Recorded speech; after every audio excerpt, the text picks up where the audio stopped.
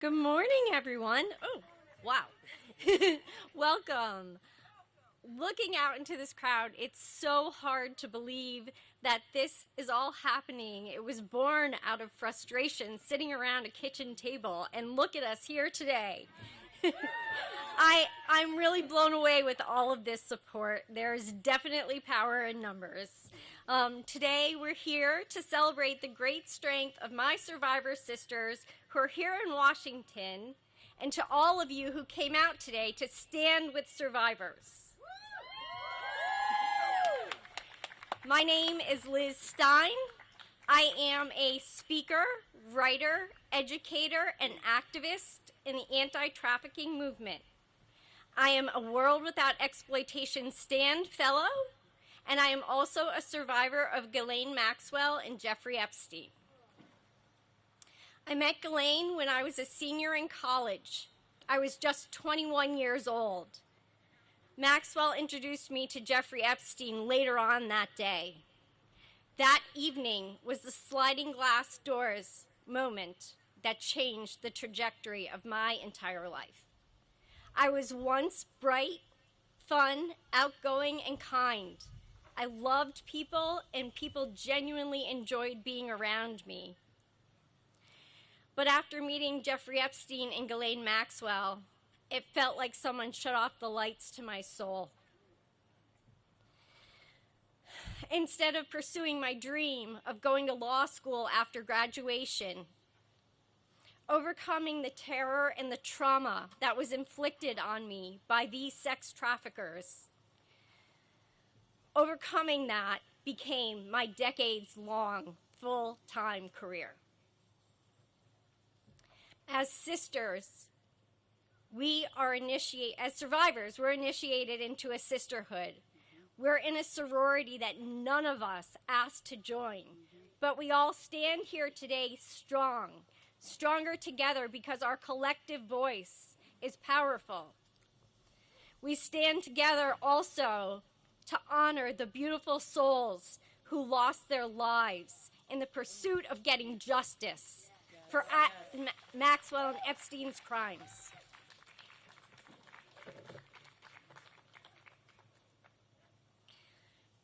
This is not a partisan issue. This is a crime, the crime of sex trafficking, and the criminals must be held accountable. Disbelieving survivors creates a culture of silence. There is strength in numbers, and our courage is contagious. I want to humanize sex trafficking survivors for you all, just for one moment. We are not others. We are your sisters, your friends, your colleagues. We are in your community. Think about the women that you love, and then think about them being the victim of sexual assault. It's uncomfortable, and it's hard to think about. Could you stand for their abuse? I hope not. This is a crime that, by our Justice Department's own admission, has 1,000 victims. 1,000 victims. Do you know 1,000 people? Think of the enormity of that. Could you be okay with a crime happening in your community to 1,000 girls and young women and not holding the perpetrators accountable? Right. I think not. The government's mishandling of this case has silenced our truth from the start. Nevertheless, beginning with Maria Farmer in 1996, the survivors of this crime have been relentless in speaking out and seeking justice, oftentimes at great risk to our own safety and well-being. It is the voices of survivors. I'm going to repeat that because it bears repeating. It is the voices of survivors of these crimes that are important. So we are here together. We are here together to stand united. And I want to uplift the words of someone who can't be with us today, but who has inspired us all in different ways. So to quote the late Virginia Giuffre, mothers, fathers, sisters, and brothers need to show that the battle lines are drawn and stand together to fight for the future of victims. Is protesting the answer? I don't know, but we've got to start somewhere. And we are here today to start somewhere. So if you are watching us from home, if you're in the audience and you believe that you should stand with survivors, show us your support. Hashtag stand with survivors. Thank you. I'm going to take a moment to read from one of our fellow survivors who, thank you, was too afraid to come here today. Her name is Juliette Bryant, and she asked me to read this letter to you all. I wish I could be here today. Unfortunately, I'm too afraid to travel to America after everything that has happened. I am, however, here in spirit, like many other survivors, such as Virginia Giuffre and Carolyn Adriano. I want to speak out for all victims of abuse, especially those who can no longer speak, those both alive and dead. For years, the truth about Epstein has been covered up. They say there's no Epstein list. Speak to us. It's time to dig deeper, do the financial research. It's clear that for years there has been a big cover-up. We have all been lied to. It's especially difficult for victims of Epstein to move on when it's thrown in their face daily through the media without any closure. The public has now become the victims of this as well. We have all been badly hurt by this. It's time for the truth to come out. It's time to stand up for victims of all crimes. It's time for the perpetrators to be held accountable. Thank you for being here and for standing by myself and other victims. Together we will make change. There is strength in numbers, and we will do it together. From Juliette Bryant. Thank you so much for being here today. Your support means more than you know. My sister Maria Farmer was not able to attend, and so I will read her remarks for her. Due to the debilitating effects of the last few years of cancer treatment, I am unable to be here today. My sister, Annie Farmer, will speak for me. She is a primary reason that I reported Epstein, Maxwell, and others to the FBI in 1996 after they assaulted us in 2 different locations and held me captive at Wexner's estate, while Maxwell also stole photos that were my private art studies and twisted them into child sexual abuse materials, harming my sisters and myself. In 2006, the FBI demanded my testimony for a federal trial, promising justice, but failed again.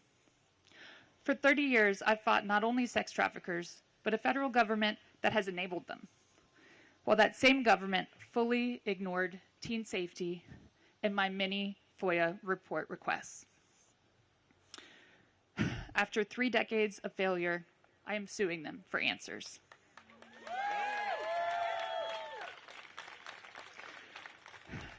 Virginia Giuffre's heroism, speaking her truth, her humility, her bravery, and love ended my 14 years of fear and silence.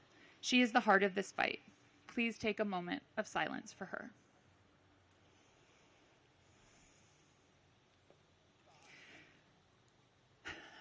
And I would just like to say, speaking for myself now, how very much it means to see this show of solidarity today. After feeling so isolated and alone for so many years with this fight, it's incredible to see all of you standing here and to feel the support coming from elsewhere as well.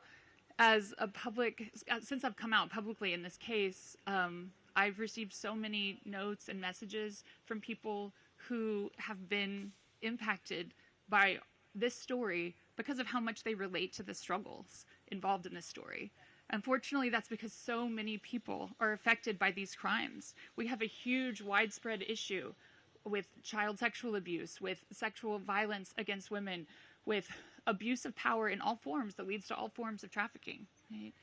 And so I truly believe when you're facing problems at this scale, it requires this type of force of coming together, creative solutions around not just the punishment of these very guilty perpetrators, but also education, so people know the signs and understand the signs and can recognize the things that I didn't recognize when I was being, lured into this world. So I'm so grateful for organizations that do this work. Thank you for World Without Exploitation for hosting this and for doing the very, very important work of education. And I just want to thank all of you. I think we all have a role to play in coming together to change these very challenging situations that we face and to solve these problems. Thank you. Hello, everyone. My name is Sky Roberts, and I'm here today with my wife, Amanda Roberts, and my brother, Daniel Wilson. We are proud and heartbroken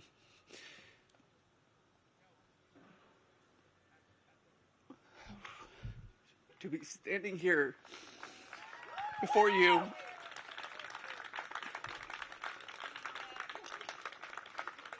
as the family of Virginia Roberts Giuffre.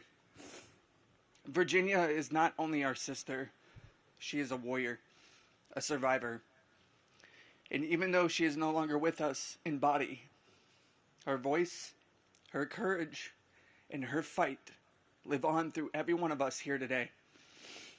We want to start by saying thank you to the survivors who show unimaginable strength simply by standing here, to World Without Exploitation, whose tireless work helps turn pain into purpose, and to every person who refuses to stay silent, even when the world makes it easier to look away.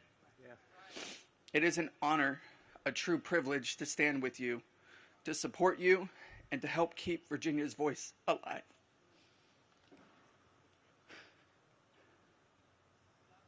Virginia fought for truth. She fought to expose a system that allowed the wealthy, the connected, and the powerful to exploit and abuse girls and young women without consequence. She fought for every survivor who was silenced, doubted, or discarded. And she never backed down, even when the world tried to break her. Today we rally not only in her memory, but in solidarity with every survivor. We are here to say, we see you, we believe you, and we will not stop until justice is served. Yes. Because justice is not selective. It does not and must not bend to money, influence, or titles. We are here because every survivor deserves more than a headline. They deserve more than a single conviction. They deserve the full weight of the law behind them. Our demands are clear. Ghislaine Maxwell must remain in a maximum security prison for the rest of her life. No leniency, no deals, no special treatment. The Epstein documents must be unsealed. Every name, every detail, no more secrets, no more protection for those who preyed on the vulnerable. And finally, we demand full accountability from every enabler, every accomplice, every person in power who turned a blind eye. The justice system was not designed to serve the powerful. It was meant to protect the people. And it's time it started doing just that. This movement isn't just about the past. It's about reshaping the future. A future where survivors are not shamed, silenced, or ignored, but heard, honored, and empowered. Thank you. Thank you for standing here, for fighting alongside us, and for refusing to let this story end with injustice. Virginia's voice echoes in every one of us. Let's make sure the world keeps listening. I want to end it with a quote from Virginia, and I'm going to hand it over to my wife, Amanda. This is a quote from Virginia's journals. I look forward to the days when money and power does not stop the truth from coming out and the righteous prevail. Good morning. I am Teresa J. Helm. I am a survivor of Ghislaine Maxwell and Jeffrey Epstein, and I work with the National Center on Sexual Exploitation here in Washington, D.C., very proudly.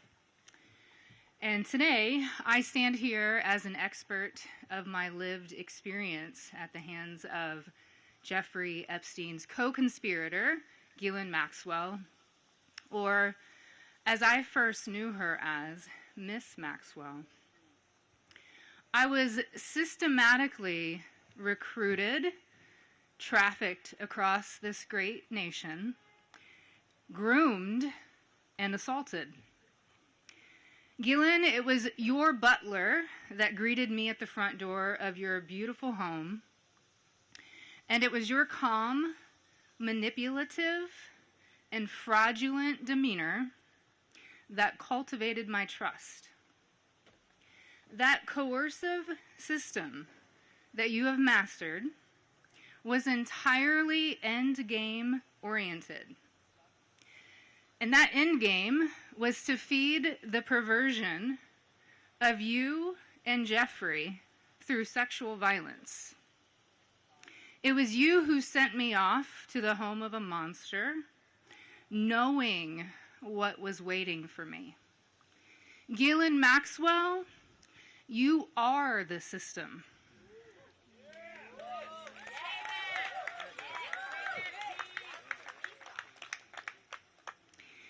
And now, you are but a part of another system.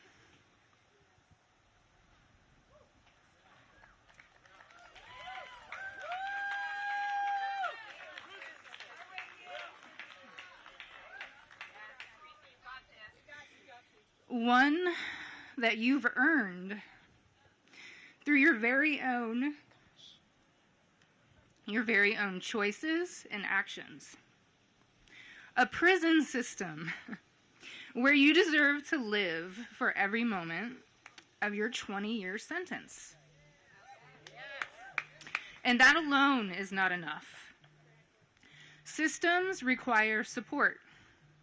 There are others that are complicit, that have caused harm to women and children, that have benefited from that harm, and as it stands in this moment, have enjoyed impunity and dodged accountability.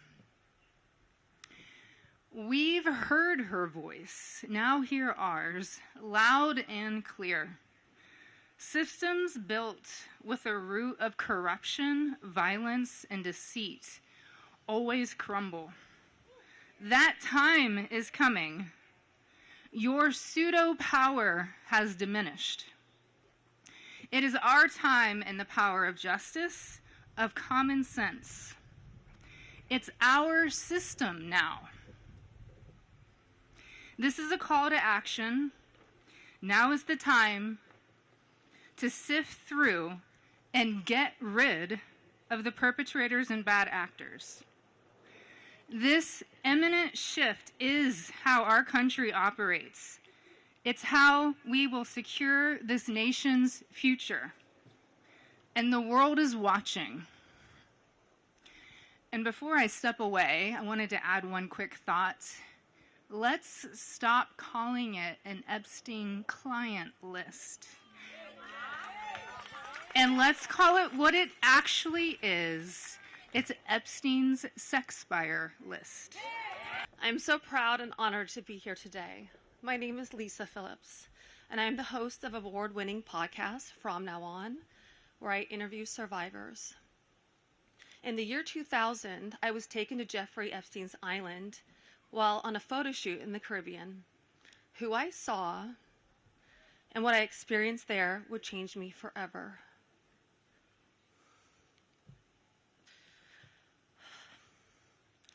For months, I had to avoid Jeffrey, but he told me that if I wanted to succeed as a Ford model, he could make it happen. And he was right. He introduced me to Katie Ford and many others in the entertainment business. His grip on the modeling business was undeniable. Not just the Ford family, but Victoria's Secret, Faith Cates, Jean-Luc Brunel, Victoria's Secret. Epstein's reach went to the very top of fashion. He could make a model's career. What I didn't realize then was that once he lured someone like me in, he could also destroy my career if I did not do what he wanted me to do. In New York City, countless young women were abused by him. Everyone in the industry knew, yet he was too powerful to stop. He had friends in all over entertainment and arts, and his value to those friends made him untouchable. But I ask you, why? Who was he to our government that he was allowed to operate openly for decades? Why was he allowed to sponsor visas for young models, using their immigration status as leverage to abuse them and silence them? Epstein was not just a serial predator. He was an international human trafficker. And many around him knew this. Many participated, and many profited. And yet he was protected. I know what it's like to be trafficked to others. I know that the files contain the names of powerful men who have been shielded because of their fame or their fortune. So I stand here today not just for myself, but for every woman who has been silenced, exploited, and dismissed.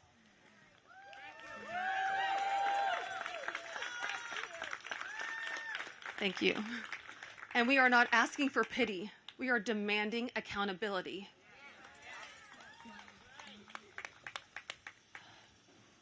Congress must choose. Will you continue to protect predators, or will you finally protect survivors?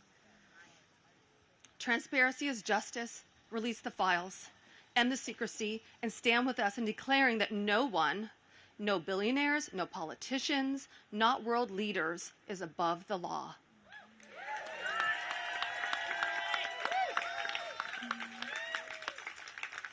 And let me announce now, several of us Epstein survivors have been discussing creating our own list of names. Yes. We know the names. Many of us were abused by them. Now, together as survivors, we will confidentially compile the names we all know were regularly in the Epstein world. And it will be done by survivors and for survivors. No one else is involved. Stay tuned for more details on that. Because history is watching, and so are the women who will come after us. Thank you. So my name is Ashley Rubright, and I am a survivor of Jeffrey Epstein and Ghislaine Maxwell. Some things I want to say. To any survivors out there who feel like they don't matter, it doesn't matter if you went once or countless times. We were groomed, we were manipulated, and we were taken advantage of. For decades, survivors have been suffocated by speculation. We've been mocked, we've been doubted, we've been re-traumatized, while those responsible hide in secrecy. Why don't we deserve justice? This is not partisan. However, this is very political, as the only path to justice is through our political system. And this is about justice. This is about accountability. This is about protecting the innocence of our children and honoring the dignity of survivors. Everywhere we turn, the story follows us. It's in headlines, jokes, music, grocery store checkout lines, random conversations that you hear people having in restaurants. For more than 20 years, we've been unable to escape it. And every time new promises are made, our sparks of hope are lit, only to be extinguished again. We are tired. However, we are not going away. We will not stop or give up, and we will be on the front lines of this battle. We are no longer scared. And let's be clear, there were so many enabling adults. Those enablers actively turned a blind eye, and they are the greatest danger. Yes. And you know who you are, as do we. You allowed us to be abused for a fat check and a cushy life, which you still have. And to those in power, hear us clearly. Do your job. Release what needs to be released. Yes. And hold those responsible accountable. Survivors, sorry. Thank you. Survivors deserve peace. Survivors deserve truth. Survivors deserve justice. And to my fellow survivors, your voice matters, your story matters, and you matter. Together we are louder than the silence. Together we will not stop until justice is done. Good afternoon. Wow, a lot of people showed out for us today. I wasn't expecting all this support. What an incredible feeling, and thank you for everybody for being here. I'm going to try to make this as quick so the other girls don't have to be crunching for time. My name is Haley Robson. I came out in 2019 on the documentary Filthy Rich. I have been very focused on bringing more awareness to all of the survivors. I am so proud to stand with them. I am so proud to be up here to support them because they deserve all the love and support. And I just want to say to the women who chose this moment to come out for the very first time about your abuse, I cannot think of a more important, greater purpose in life than to stand in solidarity when time is against us, when the politicians have made us an enemy, when the world is watching and everybody is hoping for some type of result. Thank you for choosing this moment for the first time to be so brave to come out and stand in solidarity. I prayed for a moment. I prayed for this moment where God would fill us with reinforcements. I want to acknowledge all the women, unfortunately, that couldn't be here today because I think that is the only list of real great importance, and we should never forget the voices that were not only silenced, but that are not here today, and we should never forget the sacrifices that they made.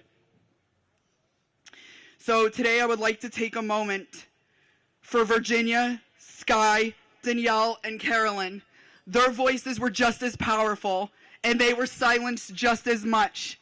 And for some reason, I can feel their spirit, especially Virginia's today. She would be so proud, and she would be so beside herself to see this one moment we have all came together to unite.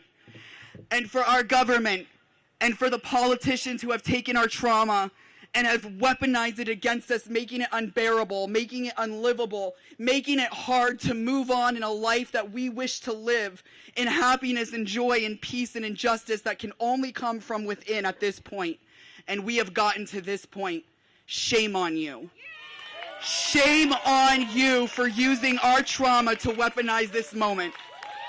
We are not going to be fooled by your trickery. We are not going to be fooled by the lies, by the conspiracy theories. We are the keys to this situation. We have the truth. And the FBI knows the truth. The government knows the truth. You may pull the wool over the sheep's eyes, but we are the keys. We know who was involved. We know the game. We know the players. And we are sitting here for 20 years waiting for you to get up and do something. Well, guess what? Your time is up, and now we're doing it. How do you follow that? Hello, everybody. My name is Wendy Pasante, and I was abused by Jeffrey Epstein when I was 14 years old. I'm not here to relive what happened. I'm here to be counted and to make sure others are counted too. I once believed my silence was strength. Hold it together. Don't draw attention. Today I know that strength sounds like my voice. It sounds like everybody's voice is up here. Silence only protects predators, not children. People ask, what about the victims? We're here. Yes. We're here today, and there's more of us. I stand with many who are still finding their words. I live in a world where being understood is a struggle, where people in power would rather sweep us under the rug in hopes that we'll go away. We won't. Being a survivor is not a headline. It's our life. Yes. We have to live it. It's panic in a grocery store. It's smiling at work while my hands tremble. It's waking up at 3 a.m. with my heart racing and not knowing why. It's living with PTSD, anxiety, and depression, and your nervous system's on guard at all times, even in the safest room around the safest people. Healing isn't tidy. It's therapy. It's wait lists. It's trying a medication and trying again, over and over, for years. It's setting boundaries with some people who won't understand. Survival isn't weakness, it's wisdom we've earned. If you are a survivor hearing me, your voice is never too late, too much, or too little. If all you could do was show up today, you're already trying to make a difference. Yes. You do not owe anyone your story. You are owed safety, care, and belief. Your breath is proof that harm does not get the last word.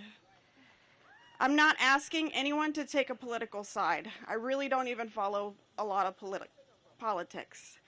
I'm asking you to take a stand in solidarity. Protect the vulnerable, not the powerful. Yes. Protect children and survivors, not titles and reputations. Right. Yes. Our silence doesn't keep us safe.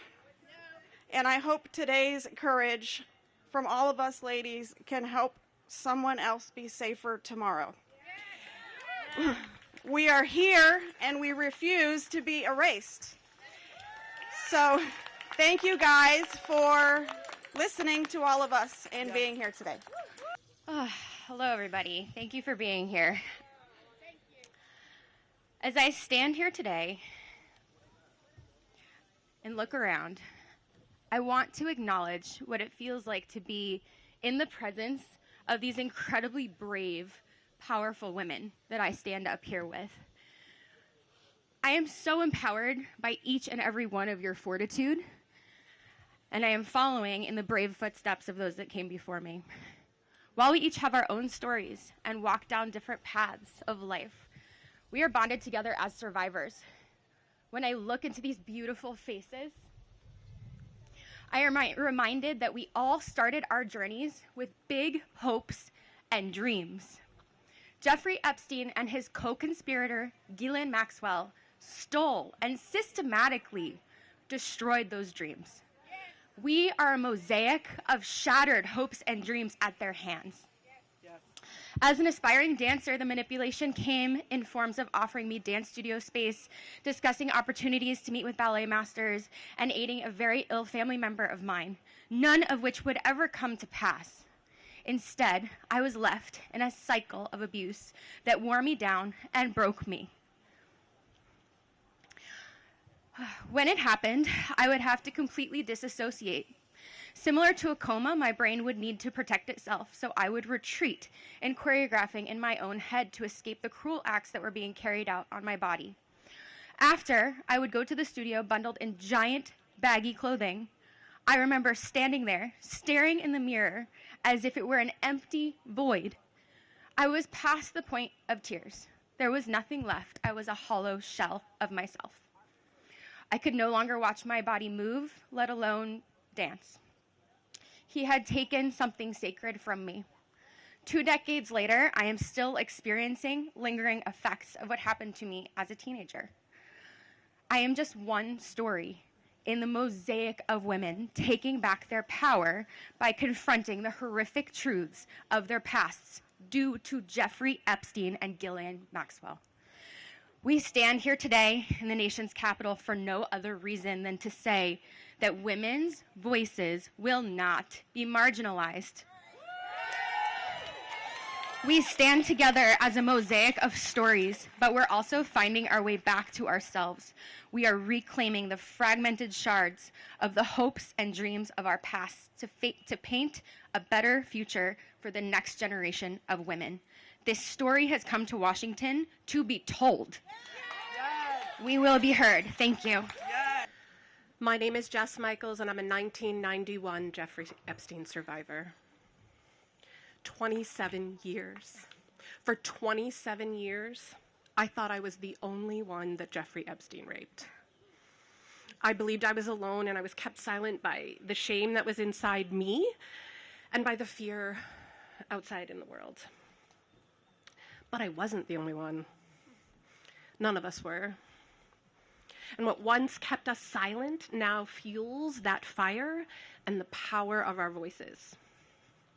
We are not the footnotes in some infamous predator's tabloid article. We are the experts and the subjects of this story. Yes. We are the proof that fear did not break us. Yes. And we don't just speak for ourselves, but for every survivor whose story is still unspoken. Yes. For those not with us today. For Virginia, whose courage lit the path and opened the door for us to walk through. This is what power looks like. Survivors united, voices joined, refusing to be dismissed. Know this, justice and accountability are not favors from the powerful. Yes. They are obligations decades overdue. This moment began with Epstein's crimes, but it's going to be remembered for survivors demanding justice, demanding truth, demanding accountability, and we will not stop until survivor voices shape justice, transform culture, and define the future. We are no longer whispers. We are one powerful voice too loud to ignore, and we will never be silenced again. Thank you. Good morning. My name is Anushka DiGiorgio, and I stand before you today as a survivor of both Jeffrey Epstein and Ghislaine Maxwell. I want to thank Congressman Massie and Khanna for their role in putting together this very, very important bill. Every day of this journey toward healing has come at a profound cost to my mental health. But I am here. I chose to come because this bill really matters. I speak today not only in service of my own recovery from trauma inflicted by Maxwell and Epstein, but to honor the lives, the courage and sacrifices of Virginia Giuffre, Caroline Andriano, and others who could not continue. Their voices mattered. Their stories must not be forgotten. Accountability is what makes a society civilized. Equal opportunity and equal consequence for all. Consequences are not about punishment alone. They exist to deter future harm, to protect vulnerable, and to set a standard of justice. If Ghislaine Maxwell were pardoned, it would undermine all the sacrifices I made to testify and make mockery of mine and all survivors' suffering. That is why the Epstein Files Transparency Act is so essential. It requires the Department of Justice release all the records related to Epstein and Maxwell investigations, flight logs, immunity deals, internal communications, and even the records surrounding Epstein's detention and death. And crucially, it forbids withholding documents simply because of embarrassment, reputational harm, or political sensitivity. This is about ending secrecy wherever abuse of power takes root. But transparency alone is not enough. Survivors need protection, resources, and legal support. If this Congress is serious about justice, then let this moment also affirm your commitment to provide victims with the legal aid they need to confront abusers, to navigate complex systems, and to reclaim their power. Transparency must be matched by support, or else too many victims will remain silent out of fear and lack of access. The statistics demand action. Nearly 1 in 5 women in America will experience rape or attempted rape in her lifetime. Every 74 seconds, someone is sexually assaulted. Every 9 minutes, that person is a child. These are not numbers, they are people. They are your daughters, your sons, your constituents, your friends. Statistically, 1 in 5 of your families will face this nightmare. The days of sweeping this under the rug are over. We, the survivors, say no more. I want to help create a world where survivors of sexual abuse and abuse of power can come forward safely. And I ask Congress to join me in that effort, not only by passing this bill, but by ensuring that those who step forward have legal support to face their abusers and see justice done. When Judge Berman gave Epstein survivors the chance to finally speak, the world listened. After so many years, survivors were heard. That moment was historic, and so is this moment. For me, the turning point was when I had my daughter, and on the day she was born, I knew I had a responsibility to protect her and to protect all children. I have to use my voice, the voice that had been silenced by fear and shame for so many years. Make no mistake, my polished exterior is a shield hiding a wound that still bleeds. But through this wound, I have found purpose. To be part of lasting change in how we confront exploitation and abuse. And to be clear, the only motive for opposing this bill would be to conceal wrongdoing. You have a choice. Stand with the truth, or with the lies that have protected predators for decades. I am no longer weak. I am no longer powerless. And I'm no longer alone. And with your vote, neither will the next generation be. President Trump, you have so much influence and power in this situation. Please use that influence and power to help us, because we need it now and this country needs it now. Thank you. Hello, everyone. I'd like to say thank you, everyone, for being here today on this very powerful and special day for all of us here. My name is Marina Lacerda. I was minor victim 1 in federal indictment of Jeffrey Epstein in New York in 2019. I was one of dozens of girls that I personally know who were forced into Jeffrey's mansion on 9 East 71 Street in New York City when we were just kids. Today is the first time that I ever speak publicly about what happened to me.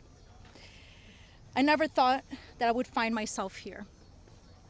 The only reason that I am here is because it feels like the people who matter in this country finally care about what we have to say. As an immigrant from Brazil, I feel empowered knowing that the little girl struggling to get by at 14 and 15 years old finally has a voice. For the first time, I feel like I matter as an American. I was only 14 years old when I met Jeffrey. It was the summer of high school. I was working 3 jobs to try to support my mom and my sister when a friend of mine in the neighborhood told me that I could make $300 to give an older guy a massage. It went from a dream job to the worst nightmare. Jeffrey assistant Leslie Groff would call me and tell me that I needed to be at the house so often that I ended up dropping out of high school before 9th grade. And I never went back. From 14 to 17 years old, I went and worked for Jeffrey instead of receiving an education. Every day I hoped that he would offer me a real job as one of his assistants or something important.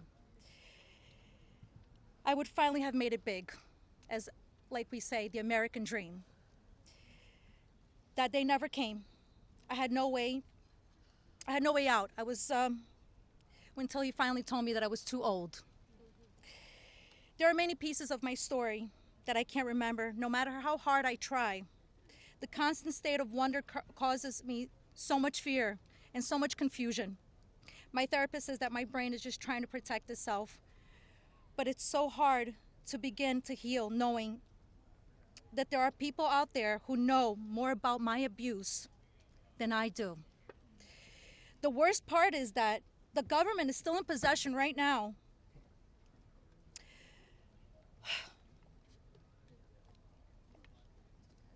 of the documents and information about that could help me remember and get over all of this maybe and help me heal. They have documents with my name on them that were confiscated from Jeffrey Epstein's house and could help me put the pieces of my own life back together. But I don't have any of it. And I know the same is true for many of these women.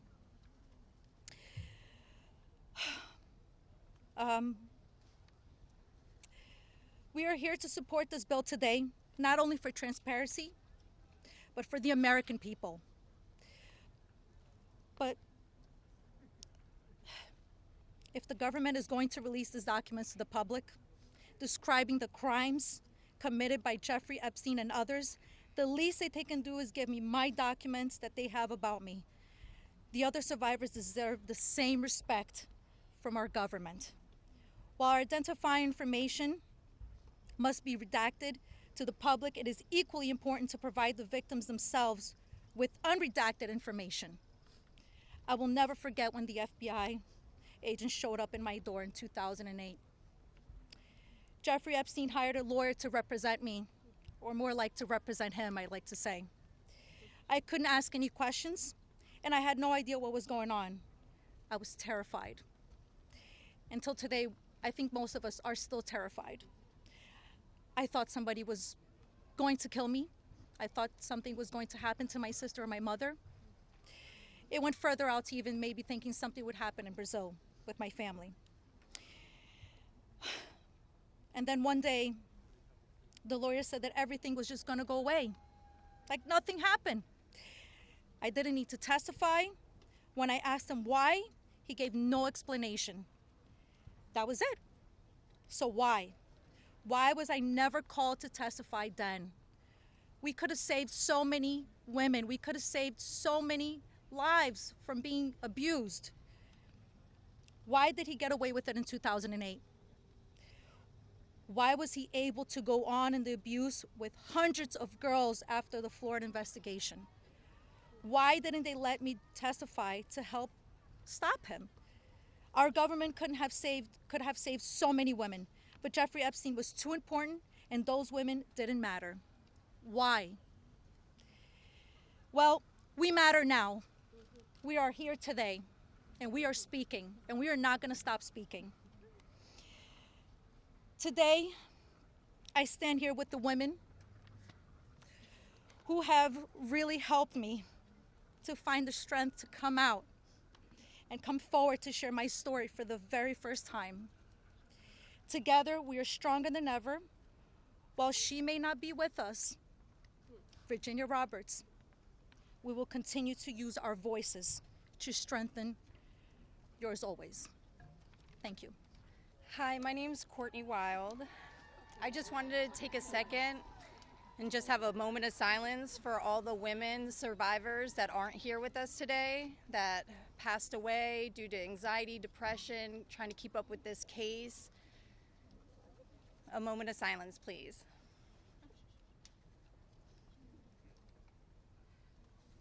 Thank you. My name is Courtney Wild. I was only 14 years old when I was introduced to Jeffrey Epstein by a 13-year-old friend of mine. The details of the abuse that he inflicted on me for years is not important today. In 2028, I was cooperating with the federal government in the investigation of Jeffrey Epstein. They sent me a letter telling me to be patient because this was going to be a lengthy investigation, but at the same time, they refused to talk to me and tell me what was going on. So I hired an attorney, Brad Edwards, because I was hopeful to get some answers. When I walked into his office at 19 years old, Brad sued the government for refusing to tell me what was going on under the Crime Victims' Rights Act.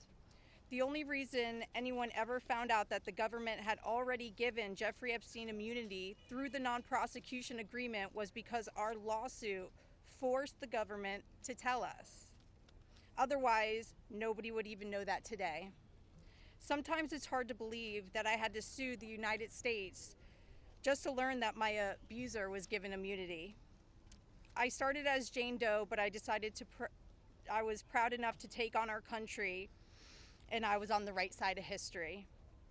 We fought the government for 10 years to prove that the government violated our rights as crime victims and the crime victims' rights in order to protect a pedophile. We had to win the 11th Circuit Court Appeals to force the government to turn over thousands of pages of emails between Jeffrey Epstein and the government. Those emails provided the proof that the government worked very hard with Jeffrey Epstein to violate our rights. Why? Why did the government work so hard to protect Jeffrey and not so hard to protect me and my other innocent friends? Why was Jeffrey so important to the government, and why was I so insignificant? Why did nobody but our lawyers care before now? It seems people have only started to care because of Twitter and politics. But I would like to say this has nothing to do with politics. This is not a blue thing or a red thing. This is an everyone thing. We can all agree on this. The injustice that has happened here, multiple, over and over. Everybody that talks about this just seems to make it worse. We need transparency. It's time for us to see beyond the curtain. Why was Jeffrey Epstein so protected? Who is still being protected? And who protected them all, so the world can understand how Jeffrey was able to abuse so many of us for so long. I was lucky to have Brad Edwards, Brittany Henderson, and Paul Cassell take on my case pro bono and fight fearlessly over 20 years' time. I would like to thank them, and I'd also like to ask the Trump administration to please sign off on the Crime Victims' Rights Reformed Act, the Courtney Wild Crime Victims' Rights Reformed Act that's we're trying to get passed here, so we can close the loopholes in the CVRA case that Epstein's attorney used to their benefit to get away with this. Thank you so much. My name is Jenna-Lisa Jones, and I was only 14 years old when my friend brought me over to Jeffrey Epstein's house in Palm Beach in 2003. I had a terrible home life, but I was such an innocent kid then. I always did my best in school, and I had such a positive outlook on life. Until that day that I met Jeffrey, I have never been more scared in my life than I was that first time that he hurt me. I remember crying the entire way home, thinking about how I couldn't ever tell anyone about what actually happened in that house. This guy was so rich and had so many pictures with so many famous people, and no one would have ever believed me if I told them. I want to thank Congressman Ro and Congressman Massie for having me here today. It was really hard for me to find my voice and to become strong enough to speak about my abuse. I didn't come forward until 2019, and even then it was like I was afraid of a ghost. I know that I was just a little kid, but sometimes I still feel like it is my fault that this happened. Being given the opportunity to speak at the United States Capitol building about something that is so important, not just to me and the women before you, but to the entire country. Together, we can finally make a change. And that is thanks to the people like these two congressmen and their teams who actually care about the victims. If you are a member of Congress and you are listening to all of us speak here today, please really listen to us. Please vote for this bill to be passed. Please recognize how important it is for transparency relating to Jeffrey Epstein. Whether you are a Democrat or a Republican, this does not matter. This is not about sides. You are an American, and you are a person who has chosen to serve in an elected position to stand up for those you represent who cannot always stand up for themselves. We are those people. We are the Americans that you promised to protect. And we need your help. Please, President Trump, pass this bill and help us. Make us feel like our voices are finally being heard. Thank you. Hello, my name is Shantae Davies, and I'm here before you today as a survivor of decades of pain, trauma, and betrayal at the hands of Ghislaine Maxwell and Jeffrey Epstein, and the people who enabled them, and a government that for far too long refused to help. In 2002, I was living in California, a young woman with high aspirations of becoming an actress. I was already beginning to make a name for myself in the industry. A person I trusted, someone I thought was a friend, invited me to meet a powerful woman who could help advance my career. That woman happened to be Ghislaine Maxwell. I was asked to give her a massage, though I had almost no experience, and when I did, she praised me and promised introductions to someone enormously powerful, someone who could change the course of my life, and that man was Jeffrey Epstein. At first, I was an excited young woman on top of the world. Epstein flew me to his private island. He listened to my dreams, promised to help, but his promises came with a catch. The abuse began. He told me to keep it secret.